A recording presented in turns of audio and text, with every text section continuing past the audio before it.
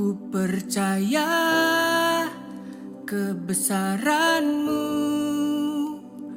kekuatanku di dalam-Mu. Ku serahkan hidupku,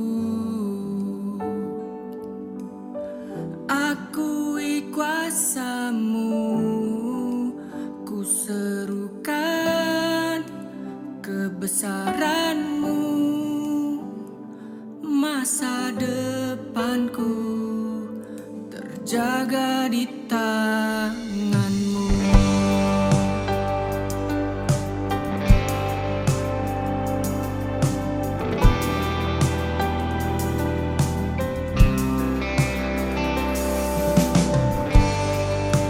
Ajarku berserah, kuasai mataku,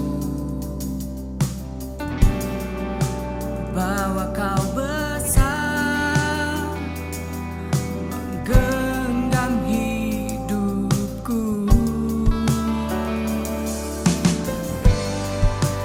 Walau ku berjalan di lembah yang gelap, tenang jiwaku, sebab Kau besertaku.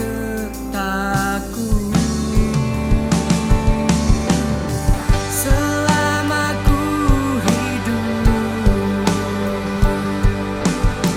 apapun musimku, ku percaya kebesaran-Mu, kekuatanku di dalam-Mu. Ku serahkan hidupku, akui kuasa-Mu. Ku serukan kebesaran-Mu, masa depanku terjaga di tangan-Mu.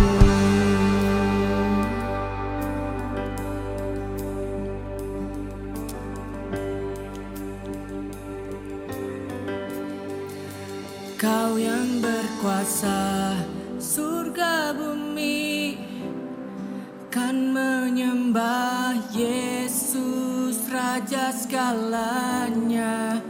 Kau yang berdaulat surga bumi, kan menyembah Yesus Raja selamanya. Kau yang berkuasa surga bumi, kan menyembah Yesus Raja segalanya. Kau yang berdaulat surga bumi, kan menyembah Yesus Raja selamanya.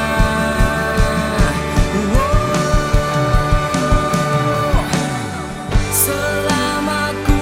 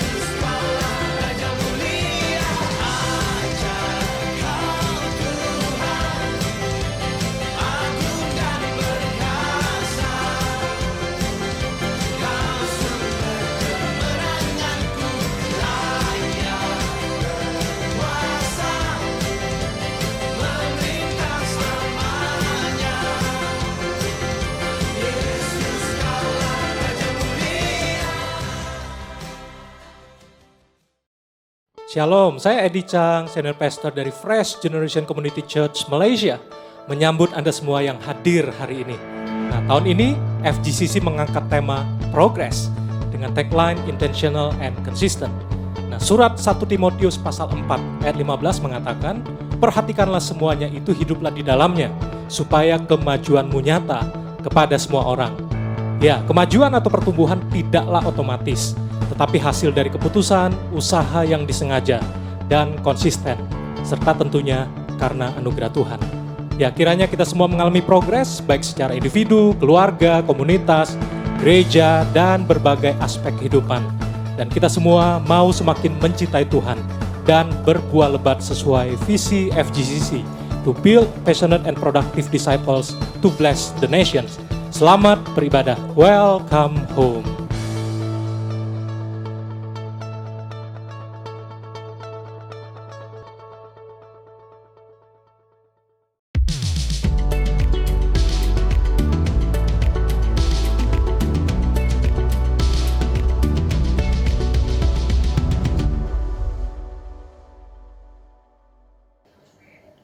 Shalom FGCC, selamat datang di ibadah online FGCC pada hari Minggu tanggal 11 April 2021.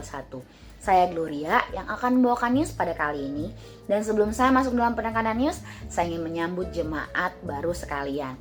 Welcome home, we are so glad that we can meet you here virtually. Dan bagi jemaat baru bisa langsung scan QR code di sebelah sini untuk pendataan diri jemaat baru sekalian.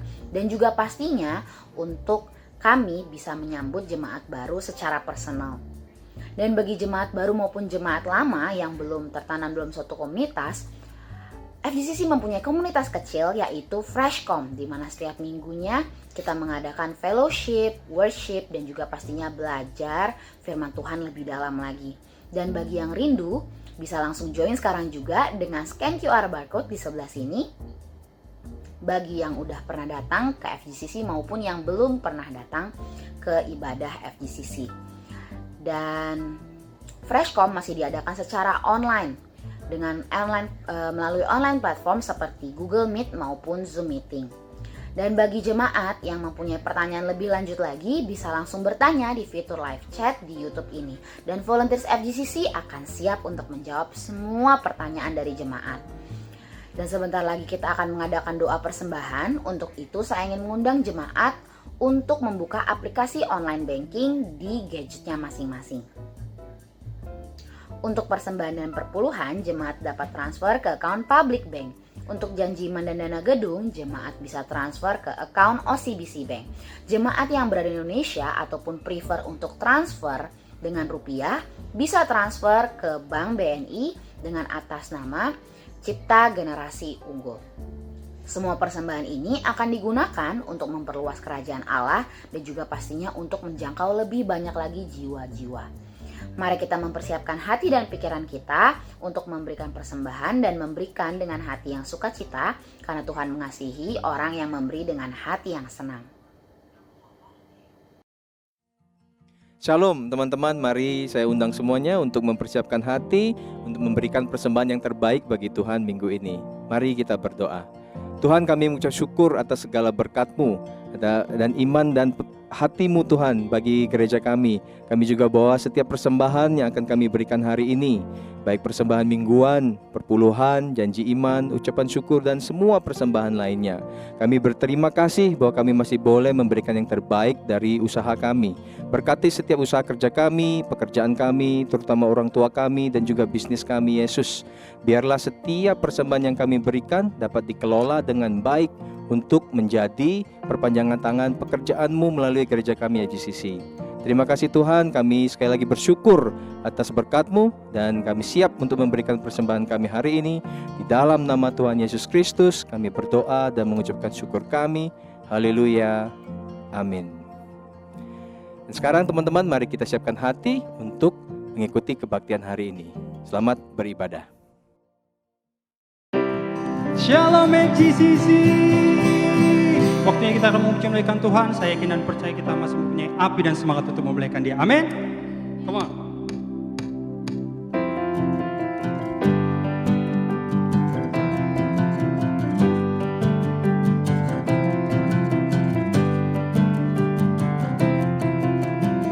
Come on, sing. Tiba saatnya. Tiba saatnya kami berkumpul bersatu dari setiap suku dan bangsa, berdiri di hadapan tata anak domba, satu suara menyatakan. One more. Tiba saatnya kami berkumpul bersatu dari setiap suku dan bangsa, berdiri di hadapan tata anak domba, satu suara menyatakan keselamatan bagi Allah yang duduk dan bertata. Kami naikkan pada anak domba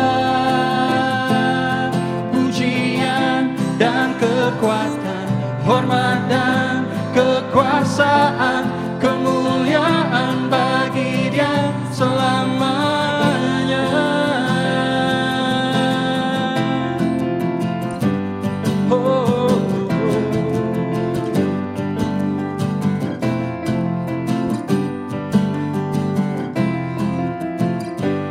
Sing it out. Tiba saatnya kami berkumpul bersatu dari setiap suku dan bangsa, berdiri di hadapan tata anak domba, satu suara menyatakan keselamatan bagi Allah yang duduk dan bertata. Kami naikkan pada anak domba pujian dan kekuatan, hormat dan kekuasaan, kemuliaan bagi Dia selamanya. Come on, lift your hand. Matan Bagi Allah yang duduk dan bertata, kami naikkan pada anak domba pujian dan kekuatan, hormat dan kekuasaan, kemuliaan bagi Dia selamanya. Keselamatan bagi Allah yang duduk dan bertata. Kami naikkan pada anak domba pujian dan kekuatan, hormat dan kekuasaan, kemuliaan bagi Dia selamanya. kemuliaan bagi Dia selamanya. Kemuliaan bagi Dia selamanya.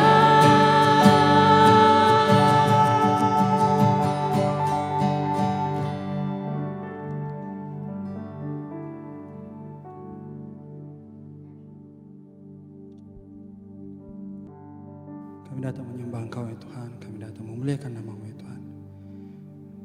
Bawa kami lebih lagi Tuhan masuk ke dalam hadirat-Mu. Lebih lagi Tuhan. Kau bawa kami ke dalam hadirat-Mu ya Tuhan.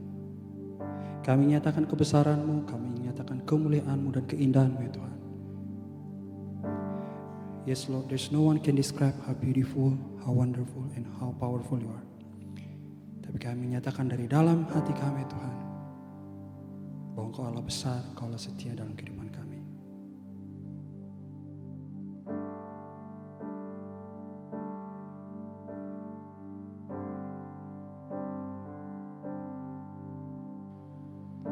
You are the word at the beginning,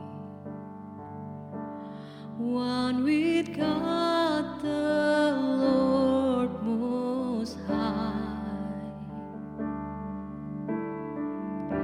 Your hidden glory in creation,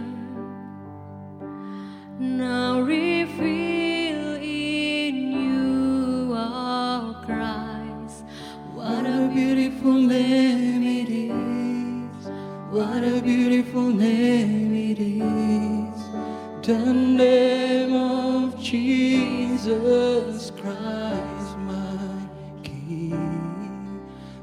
beautiful name it is. Nothing compares to this. What a beautiful name it is. The name of Jesus.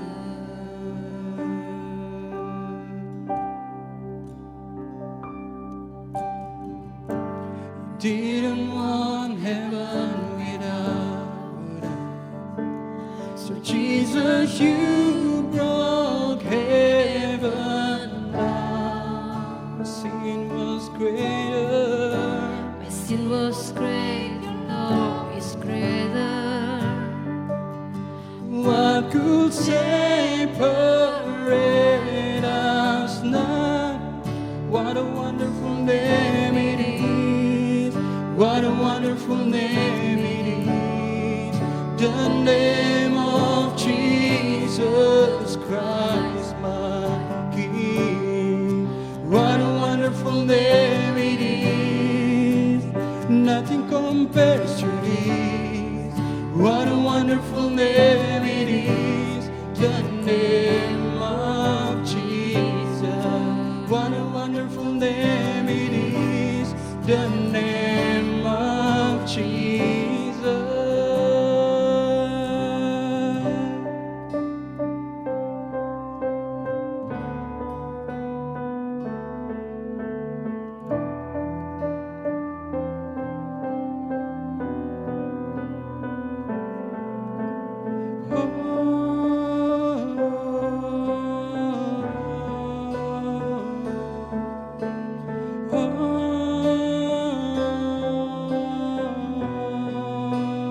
That could not hold you. The filter before you. You silenced the voice of sin and grave. The heavens are roaring the praise of your glory. For you are raised to life again. You have no rival, you have no equal. Now and forever, God, you reign. Yours is the kingdom, yours is the glory, yours is the name above all names. What a powerful name it is. What a powerful name it is. The name of Jesus Christ, my King. What a powerful name it is. Nothing can stand against. What a powerful name it is. The name of Jesus. What a powerful name it is. The name of Jesus. What a powerful name it is. The name of Jesus. Let us worship God. We worship you. We worship you. How great, how beautiful, and how wonderful you are, Lord. We come to you, Lord. Yeah, we worship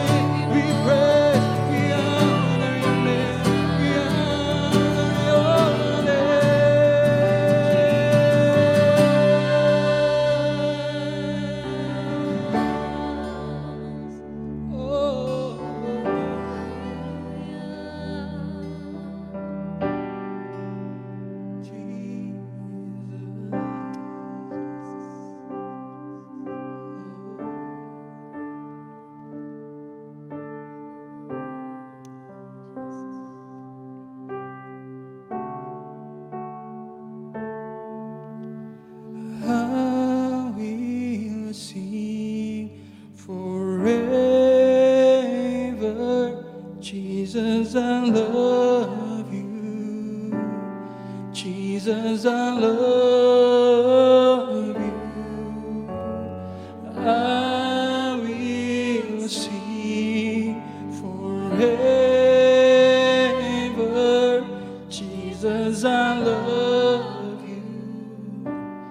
Jesus, I love you. I will sing I will sing forever. Jesus, I love you. Jesus. Jesus, I love Oh, you sing once again, I will sing. I will sing Forever. Jesus, I love Jesus, I love you. Jesus, I love Love you. Oh, how wonderful, how beautiful, name above every name, exalted high, how wonderful, how beautiful, Jesus, your name, name above every name. See once again, how wonderful, wonderful, how beautiful, beautiful, name above every name, exalted high, how wonderful, how beautiful, Jesus, your name, name above every name, Jesus, your name, name above every name, Jesus, your name, name above every name, Jesus, beautiful Savior, sing Jesus, Jesus, beautiful Savior, sing once again. Jesus, Beautiful Savior, Jesus. Jesus, Beautiful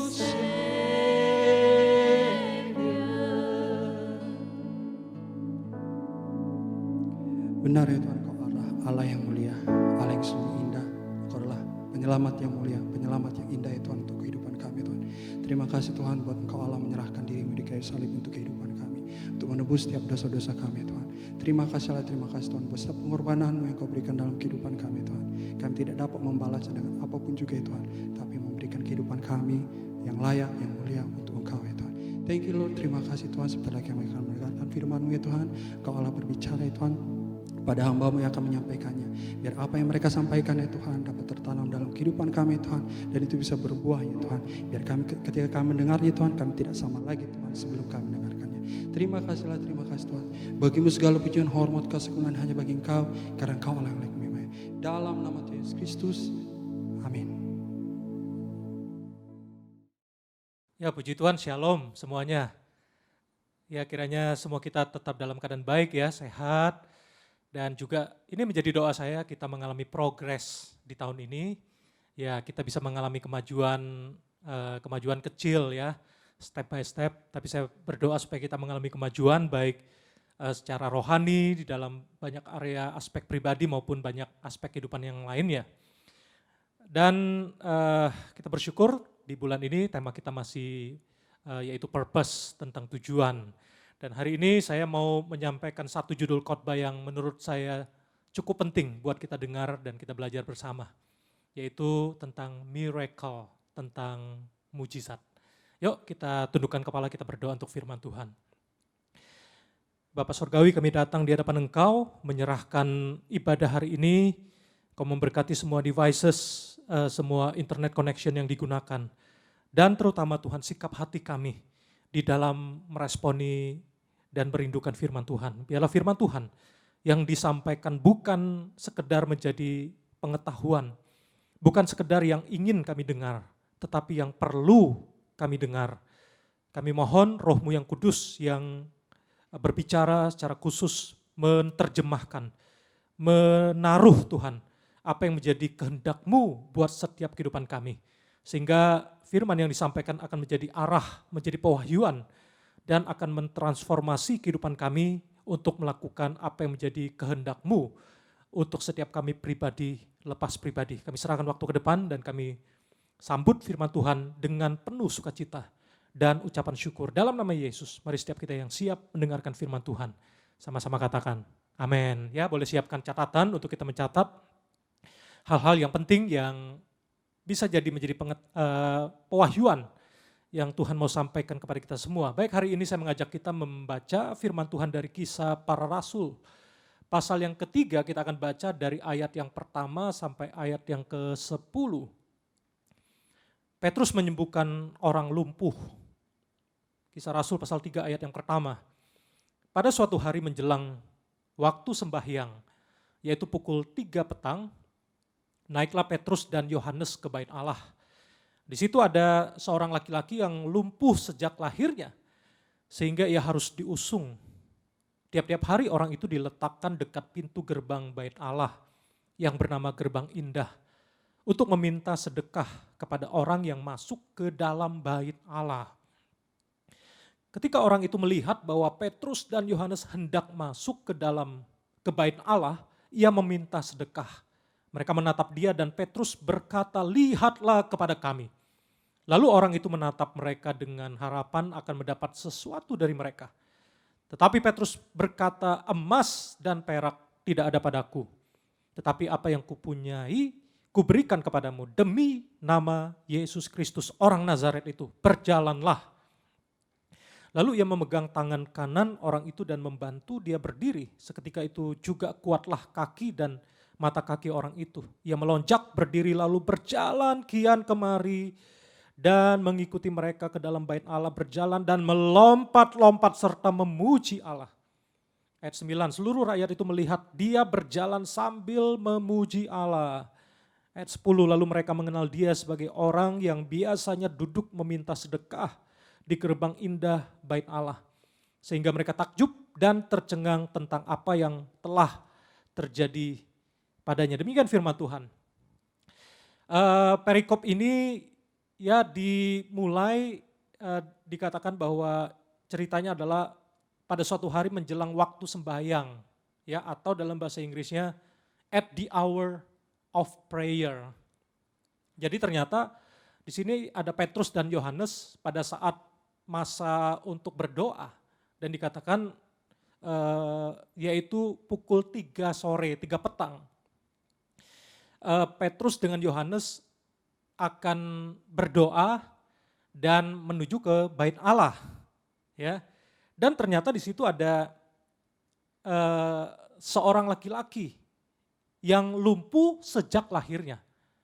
Jadi dia adalah seorang lumpuh yang sejak lahirnya dan dia seperti pengemis, ya, yang dikatakan didudukkan, diletakkan di dekat pintu gerbang indah di pintu masuk untuk menuju bait Allah.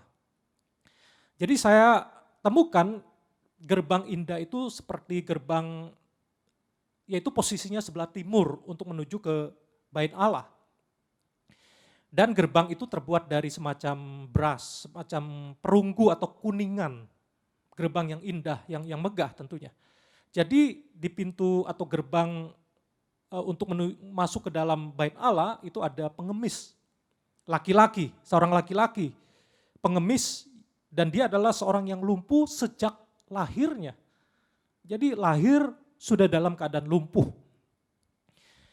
Dan biasanya dia meminta sedekah. Orang tiap hari dikatakan mengusungnya, meletakkannya di pintu gerbang itu dan dia tiap hari meminta sedekah. Dan kalau kita pelajari di Kisah Rasul pasal 4, di situ ada dituliskan ya bahwa usia dari laki-laki itu adalah 40 tahun ya. Nanti kita lihat di firman Tuhan. Jadi laki-laki itu usianya 40 tahun berarti sudah cukup lama dia dalam keadaan demikian ya. Nanti kita perhatikan ayat yang menyatakan bahwa usianya sudah 40 tahun, nanti bisa baca di pasal yang keempat.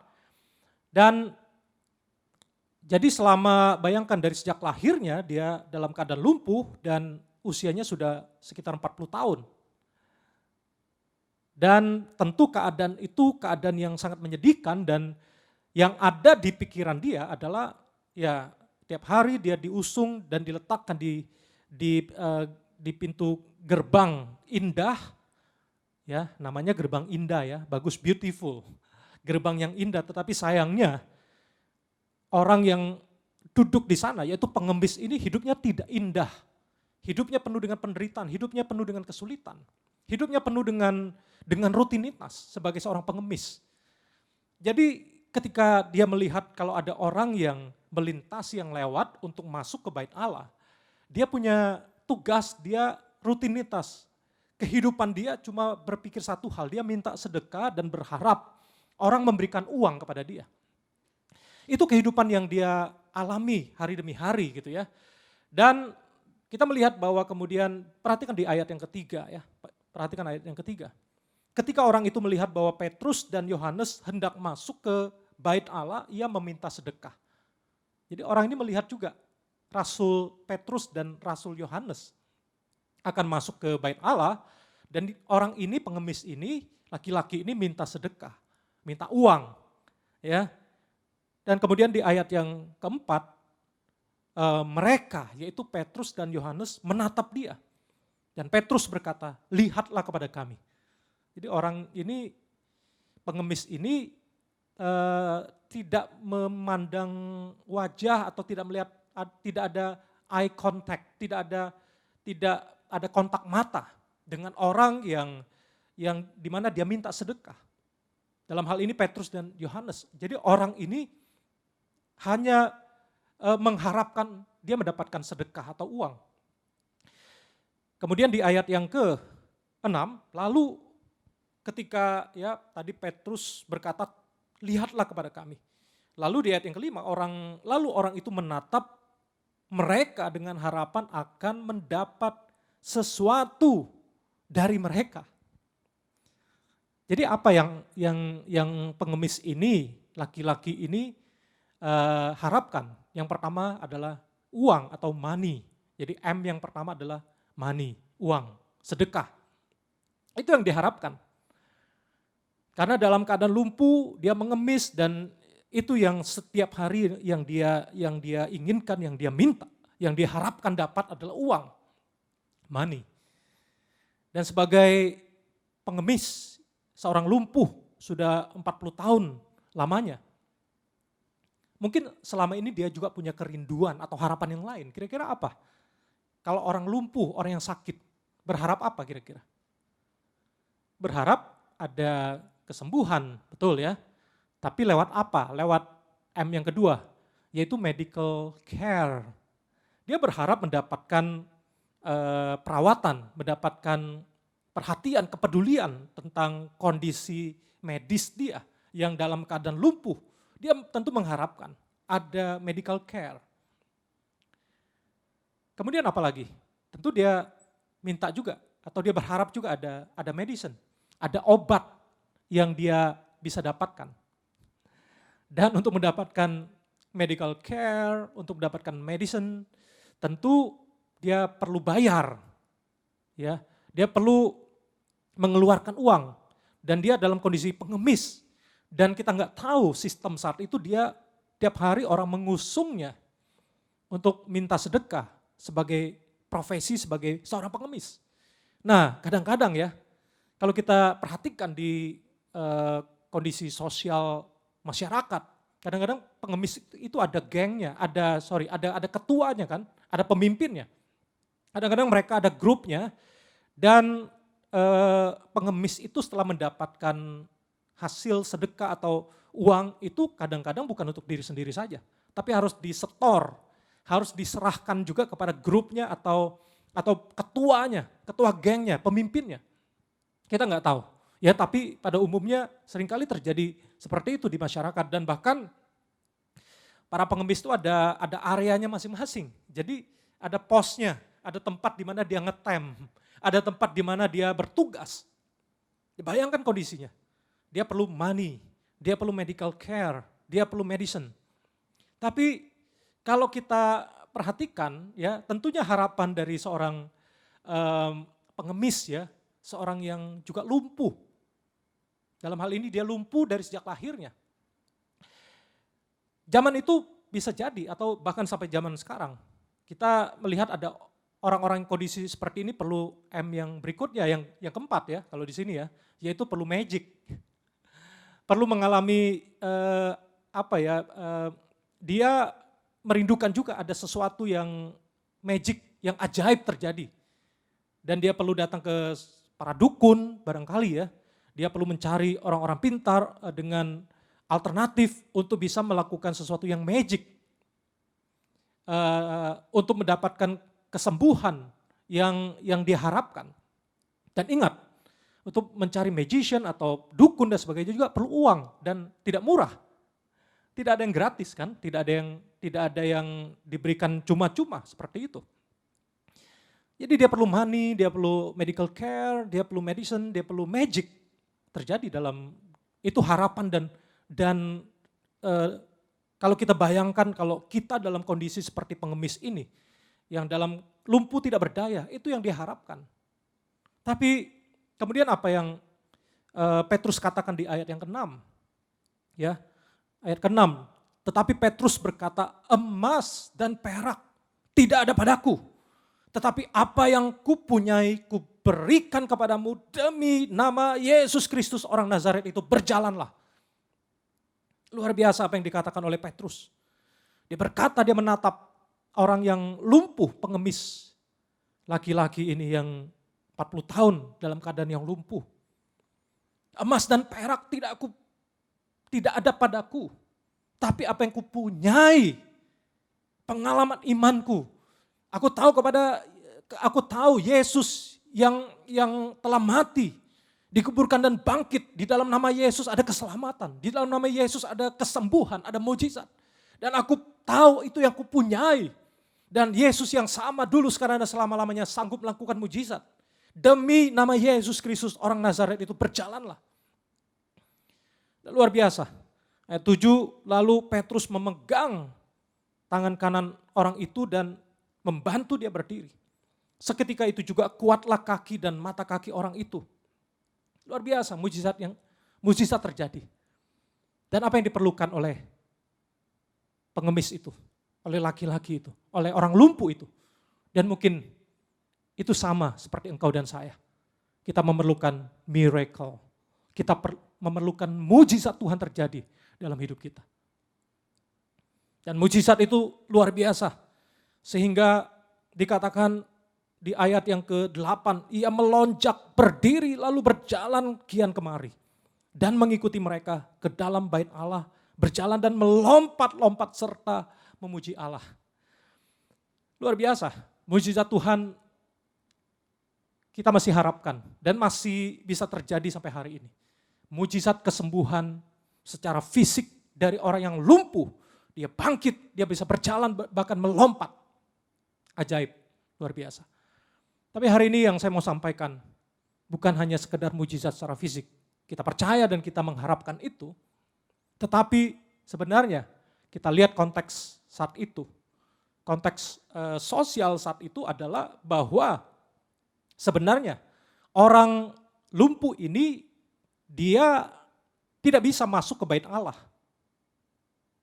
Dan makanya ketika dia sembuh, dia berjalan, dia berdiri, dia berjalan dan melompat-lompat mengikuti Petrus dengan Yohanes dan masuk ke bait Allah dan di sana dia melompat, dia memuji menyembah Tuhan. Artinya dia merindukan itu sudah lama. Untuk ada di bait suci, untuk mengalami hadirat Tuhan, memuji dan menyembah Tuhan. Tapi karena dia seorang yang lumpuh, dia pengemis, dia tidak bisa masuk ke dalam bait suci. Berarti ada diskriminasi di sini. Ada perbedaan sosial, ada perbedaan harkat dan martabat di sini. Karena saat itu bahwa untuk masuk ke bait suci adalah orang-orang yang utuh, orang-orang yang tidak cacat lah. Yang dikatakan orang yang sempurna, apalagi para imam, mereka adalah orang-orang yang perfect, orang-orang yang tidak ada cacat celah. Untuk bisa masuk ke bait suci, karena hukumnya saat itu hukum tahir, ya, ketahiran, tahir. Suci dan kudus layak untuk bisa masuk ke bait suci, apalagi menjadi imam.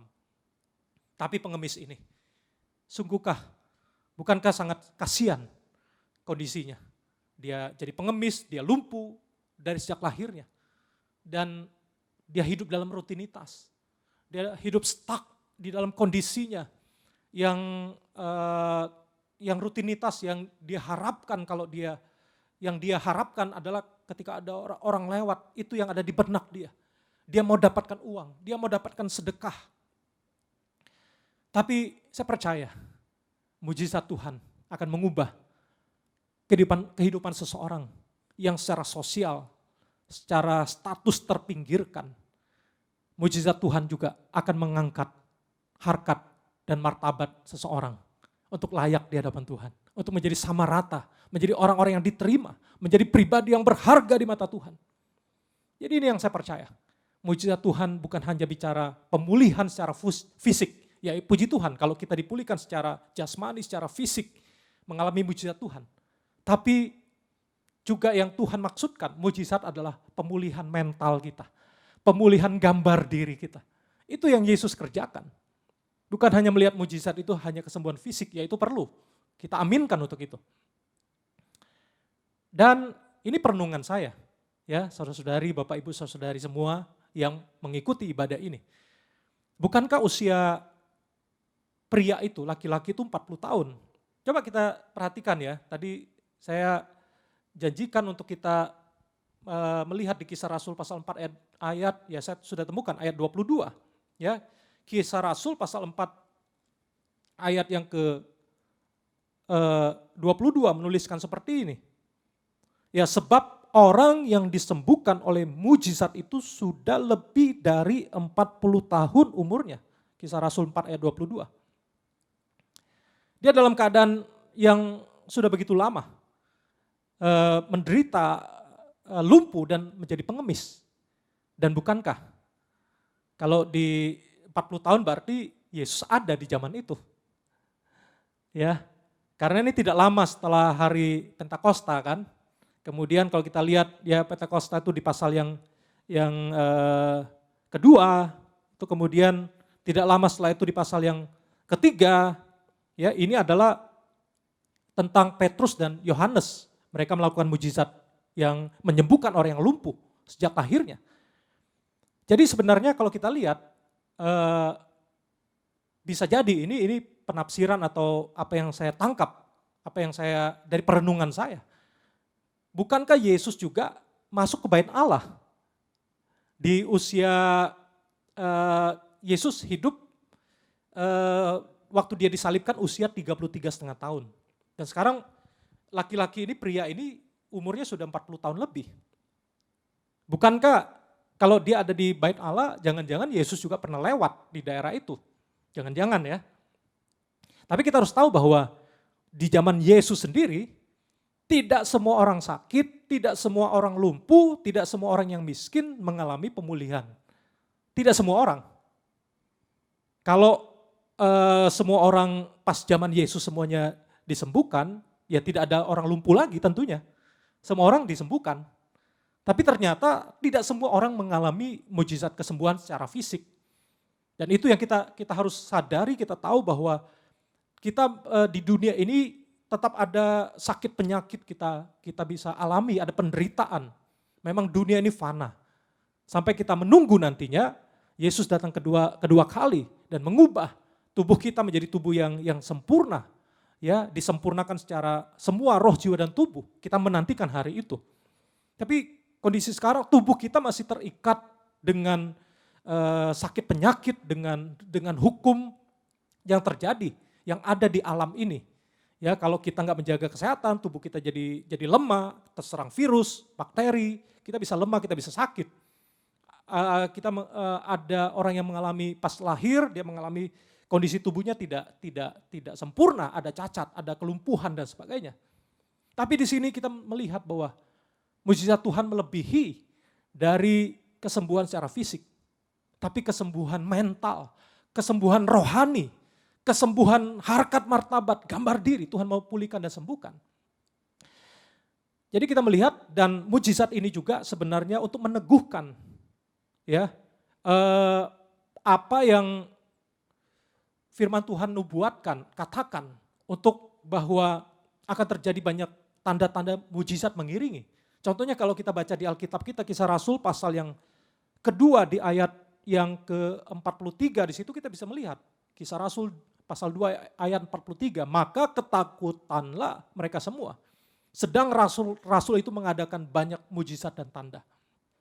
Jadi kita melihat di sini bahwa mujizat ini ya juga menggambarkan bahwa Tuhan menggenapi apa yang tertulis dalam firman-Nya.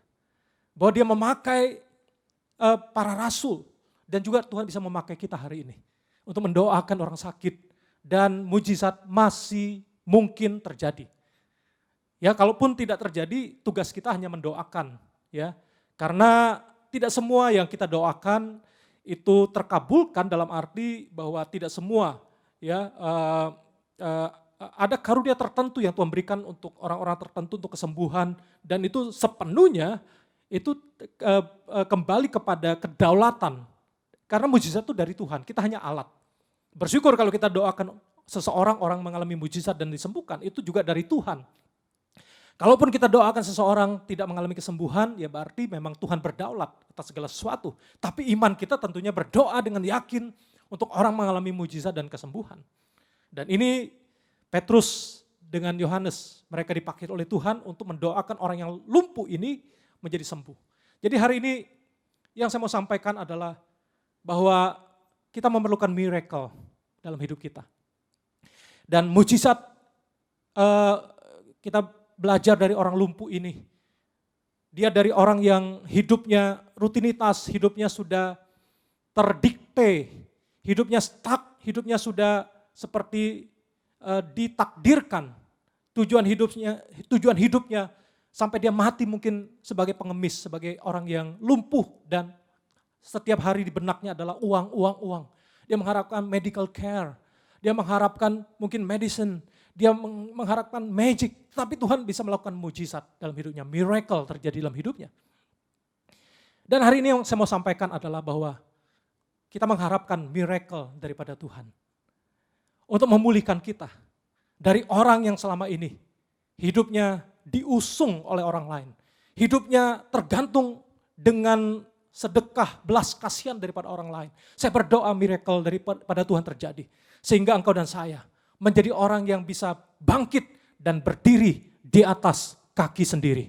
Menjadi orang yang mandiri, bahkan orang yang bisa bekerja, orang yang bisa berkarya. Saya berdoa hari ini, mari bangkit dari kelumpuhan kita. Mungkin hari ini tubuh kita sehat, fisik kita sehat, tapi kita mengalami kelumpuhan dari semangat kita. Merasa tidak berarti, merasa hidup ini rutinitas saja. Saya berdoa hari ini Tuhan bangkitkan kita. Supaya kita sadar bahwa kita punya potensi. Dan bersyukur kalau tubuh kita masih lengkap. Nah, ketika saya mempersiapkan khotbah ini saya ingat dengan Nick Vujicic. Life without limbs, waktu dia lahir tanpa tangan, tanpa kaki. Tapi dia mengalami pembaharuan, mentalnya dipulihkan, semangatnya dipulihkan. Dia menjadi seorang motivator yang menguatkan, memberkati banyak orang. Saya berdoa hari ini, miracle daripada Tuhan. Mengubah hidup kita dari seorang yang lumpuh, menjadi seorang yang mandiri, seorang yang berdiri di atas kaki sendiri dan kita menjadi orang yang bisa berkarya. Dan miracle daripada Tuhan bukan sekedar kesembuhan fisik, tetapi pemulihan mental, harkat, dan martabat kita. Dan juga miracle daripada Tuhan membawa kita kepada hadiratnya. Kita bersyukur laki-laki ini, pria ini yang usianya 40 tahun, seorang pengemis, seorang yang lumpuh. Dia tidak malu untuk masuk ke bait Allah, mengikuti Petrus dan Yohanes. Dia berjalan bahkan melompat-lompat memuji menyembah Tuhan. Dan banyak orang tercengang dan kagum melihat karya Tuhan yang ajaib terjadi buat orang lumpuh ini. Saya berdoa, miracle daripada Tuhan bukan hanya kesembuhan fisik, bukan hanya kesembuhan mental, bukan hanya kesembuhan harkat dan martabat kita menjadi orang yang berharga, yang diterima, yang dipulihkan dan kita bisa masuk hadirat Allah, bait Allah. Tapi miracle daripada Tuhan membuat engkau dan saya menjadi seorang worshiper. Kita pulih hubungan dengan Tuhan dan kita sungguh-sungguh menjadi seorang yang bersaksi untuk memuliakan Tuhan. Kita enggak malu untuk melompat-lompat, memuji Tuhan. Mengatakan Tuhan baik, karena ada banyak orang yang melakukan mujizat. Dia berhenti dengan kesembuhan fisik, dia sudah merasa diterima, tapi dia malu untuk memuji Tuhan. Tapi hari ini saya berdoa, miracle daripada Tuhan bukan hanya memulihkan kita secara fisik, tetapi memulihkan kita secara dignity, harkat martabat kita, dan juga memulihkan hubungan kita dengan Tuhan. Kita menjadi pemuji, penyembah, menjadi a good worshiper, dan nama Tuhan dipermuliakan.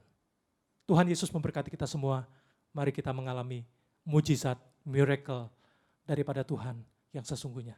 Mari tundukkan kepala kita berdoa. Bapa Sorgawi, berkati seluruh umat-Mu, mereka yang mengalami saat ini merasa mengalami kelumpuhan, kelemahan. Aku berdoa di dalam nama Yesus saat ini Tuhan bangkitkan mereka. Biarlah kami menemukan purpose daripada Engkau. Kami dipulihkan melalui mujizat yang Tuhan bisa kerjakan untuk memulihkan dignity kami. Memulihkan juga kehidupan kami sebagai pemuji, penyembah Engkau, menjadi a good worshiper untuk memuliakan Engkau. Berdoa Tuhan di dalam nama Yesus. Biarlah kami menjadi orang yang bisa bangkit Tuhan, berdiri di atas kaki sendiri, menjadi orang yang mandiri, menjadi orang-orang ya Tuhan yang akan bekerja, berkarya untuk kemuliaan nama Engkau. Terima kasih Bapak buat hari ini, biarlah kami mengalami mujizat daripada Engkau. Terus kami berdoa Tuhan buat umat-Mu yang sakit Engkau sembuhkan, yang lemah Engkau kuatkan, yang berbeban berat, mereka mendapat kelegaan daripada Engkau. Terima kasih buat ibadah hari ini, berkati semua volunteer yang sudah melayani, berkati semua persembahan yang sudah diberikan.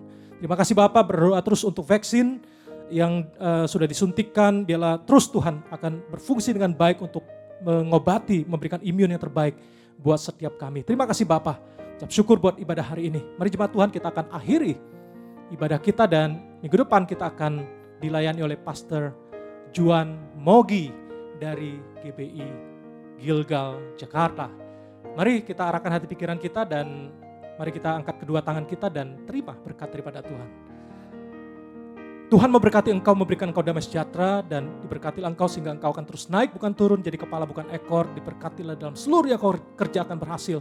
Nama Tuhan dipermuliakan. Terimalah damai sejahtera dari Allah Bapa, keselamatan dari Tuhan kita Yesus Kristus, penghiburan, pertolongan, kuat kuasa daripada Allah Roh Kudus menyertai kita semua mulai hari ini seterusnya, selama-lamanya sampai Maranatha, sampai Tuhan Yesus datang kedua kali. Terimalah berkat ini dalam nama Yesus. Setiap kita yang percaya sama-sama katakan, amin. Stay safe, stay healthy, stay connected with God and with community, and have a great Sunday. Selamat beraktivitas and God bless you.